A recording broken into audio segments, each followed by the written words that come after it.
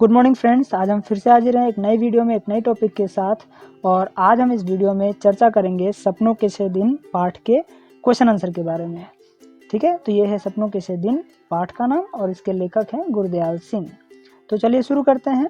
पहला क्वेश्चन है, कोई भी भाषा आपसी व्यवहार में बाधा नहीं बनती, पाठ के किस अंश से सिद्ध होता है? इसका आंसर होगा, कोई भी भाषा आपसी व्यवहार में बाधा नहीं बनती, यह पाठ के इस अंश से सिद्ध होता है। हमारे आधे से अधिक साथी राजस्थान तथा हरियाणा से आकर मंडी में व्यापार या दुकानदारी करने आए परिवारों से थे।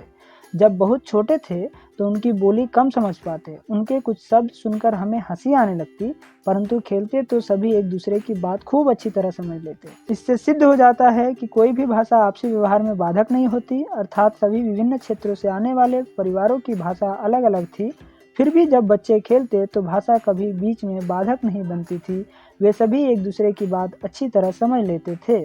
अगला क्वेश्चन जो है वो दूसरा है और ये क्वेश्चन है, पीटी साहब की शाबाश फौज के तमगों से क्यों लगती थी? स्पष्ट कीजिए। इसका आंसर होगा, पीटी सर बहुत ही गुस्से वाले स्वभाव के व्यक्ति थे। उनका व्यवहार एकदम रूखा था, इसलिए गलती करने पर पीटी साहब बिल्ला मार मार कर बच्चों की चमड़ी तक उधेड़ देते थे। यहाँ तक कि तीसरी चौथी कक्षा के बच्चों से थोड़ा सा भी अनुशासन भंग हो जाने पर उन्हें कठोर सजा देते थे। ऐसे कठोर स्वभाव पीटी साहब जब बच्चे स्काउट परेड के समय कोई गलती नहीं करते तो वे अपनी चमकीली आंखें हल्के से झपकाते हुए उन्हें शाबाश कहते थे। उनकी यह शाबाश बच्चों को फौज के सारे तमगों को जीतने के समान लगती थी और मानो उनकी कोई बहुत बड़ी तरक्की हो गई हो, वे ऐसा महसूस करते थे। यहाँ पर मैं एक चीज़ सही करना चाहूँगा, आप लोग ध्यान दीजिएगा। यहाँ स्वभाव वाले पीटी साहब, ठीक है, ये जो है ऐसे कठोर स्वभाव वाले पीटी साहब। ठीक है, अगला क्वेश्चन तीसरा क्वेश्चन होगा, वो है, नई श्रेणी में जाने और नई कॉपियों और पुरानी किताबों से आती विशेष गंध से लेखक का बालमन क्यों उदास हो उठता था? इसका आंसर होगा, नई श्रेणी में जाकर लेखक का बालमन इसलिए उदास हो जाता था क्योंकि उसे अन्य लड़कों द्वारा पढ़ी हुई पुरानी किताबें ही पढ़ने को मिलती थी।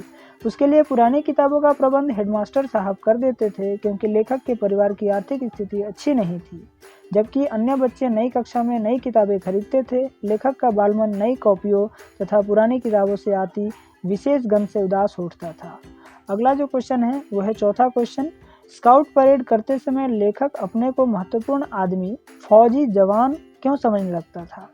इसका आंसर होगा, जब पीटी साहब स्काउटों को परेड करवाते थे तो लेफ्ट राइट की आवाज़ या सीटी बजाकर मार्च करवाया करते थे तथा उनके राइट टर्न या लेफ्ट टर्न या अबाउट टर्न कहने पर लेखक अपने छोटे छोटे बूटों की एड़ियों पर दाएं बाएं या एकदम पीछे मुड़कर बूटों की ठक ठक की आवाज़ करते हुए स्वयं को विद्यार्थी न समझकर एक महत्वपूर्ण आदमी फौजी जवान समझने लगता था। अगला क्वेश्चन है, हेडमास्टर शर्मा जी ने पीटी साहब को क्यों मुअत्तल कर दिया? इसका आंसर होगा, पीटी साहब चौथी कक्षा को फारसी भी पढ़ाते थे। एक दिन बच्चे उनके द्वारा दिया गया शब्द रूप रट कर नहीं आए।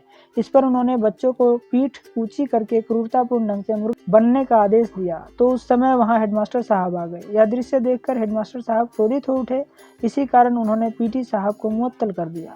इसका अगला क्वेश्चन है, लेखक के अनुसार उन्हें स्कूल खुशी से भागे जाने की जगह न लगने पर भी कब और क्यों उन्हें स्कूल जाना अच्छा लगने लगा? इसका आंसर होगा, लेखक और उसके साथियों को स्कूल ऐसी जगह कतई नहीं लगती थी कि वे खुशी खुशी भाग कर जाएं, क्योंकि उनके मन में स्कूल के प्रति एक प्रकार का भय समाया हुआ था। लेकिन तीसरी चौथी श्रेणी में झंडियाँ पकड़कर व धूली हुई वर्दी तथा चमकते हुए जूते पहनकर स्काउटिंग परेड करना, गलती न होने पर पीटी साहब से शाबाश सुनना जैसी बातें लेखक को विद्यालय जाने के लिए प्रेरित करता था।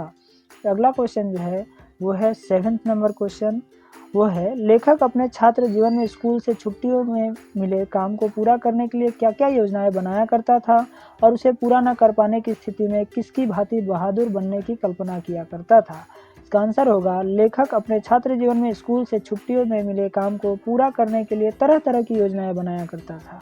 जैसे हिसाब के मास्टर जी द्वारा दिए गए 200 सवालों को पूरा करने के लिए रोज 10 सवाल निकाले जाने पर 20 दिन में पूरे हो जाएंगे, लेकिन खेल कूद में छुट्टियां बीतने लगती तो मास्टर जी की पिटाई का डर सताने लगता।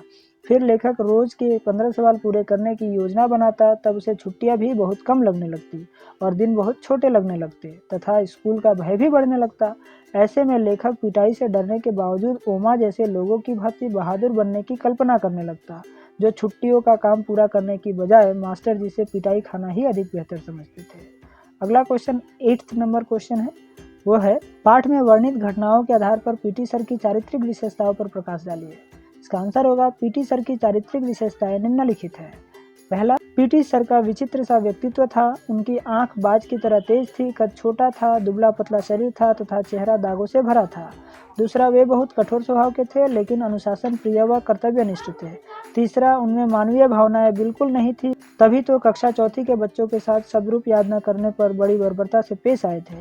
चौथा, उन्हें अनुशासनहीनता पसंद नहीं थी। प्रार्थना के समय सभी लड़के अपने अपने कद के अनुसार सीधे खड़े होते थे। यदि कोई भी लड़का उन्हें हिलता दिखाई देता तो उसे बुरी तरह से डांटते थे। पांचवा, वे छोटे छोटे बच्चों से तो कठोरता से पेश आते थे परंतु पक्षियों से बहुत प्यार करते थे, तभी तो अपने पाले हुए तोतों को बादाम खिलाते थे तथा उनसे बड़े प्रेम से बातें करते हुए अपना समय बिताते थे। अब इस पार्ट का आखिरी क्वेश्चन है 9th नंबर। विद्यार्थियों को अनुशासन में रखने के लिए पाठ में अपनाई गई युक्तियों और वर्तमान में स्वीकृत मान्यताओं के संबंध में अपने विचार प्रकट कीजिए। इसका आंसर होगा विद्यार्थियों को अनुशासन में रखने के लिए पाठ में अपनाई गई युक्तियाँ इस प्रकार से है। पीटी साहब बिल्ला मार मार कर बच्चों की चमड़ी तक उधेड़ देते थे। तीसरी चौथी कक्षाओं के बच्चों से थोड़ा सा भी अनुशासन भंग हो जाता तो उन्हें कठोर सजा मिलती थी ताकि विद्यार्थी के जीवन में अनुशासन की नींव मजबूत बन सके। इसके साथ साथ विद्यार्थियों को प्रोत्साहित तथा उत्साहित करने के लिए उन्हें शाबाशी की भी दी जाती थी। दूसरी ओर वर्तमान में स्वीकृत मान्यताएं इसके विपरीत है। शिक्षकों को आज विद्यार्थियों को पीटने का अधिकार नहीं है। विद्यार्थी निडर होकर अनुशासनहीनता की ओर बढ़ रहे हैं क्योंकि आज पहले की भांति विद्यार्थी शिक्षकों से डरते नहीं हैं। इसके लिए विद्यालय और माता पिता दोनों ही जिम्मेदार हैं। बच्चों में अनुशासन का विकास करने के लिए उन्हें शारीरिक व मानसिक यातना देना उचित नहीं। उन्हें प्रेमपूर्वक नैतिक मूल्य सिखाए जाने चाहिए जिनसे उनमें स्वानुशासन का विकास हो सके। तो ये थे सपनों के दिन पाठ के सारे क्वेश्चन के आंसर। अगर आपको कोई भी आंसर या क्वेश्चन समझ में ना आया हो या आपको कुछ भी पूछना हो तो आप कमेंट बॉक्स में पूछ सकते हैं। तो आज के लिए इतना ही, हम मिलते हैं अगली वीडियो में एक नए टॉपिक के साथ। तब तक के लिए धन्यवाद।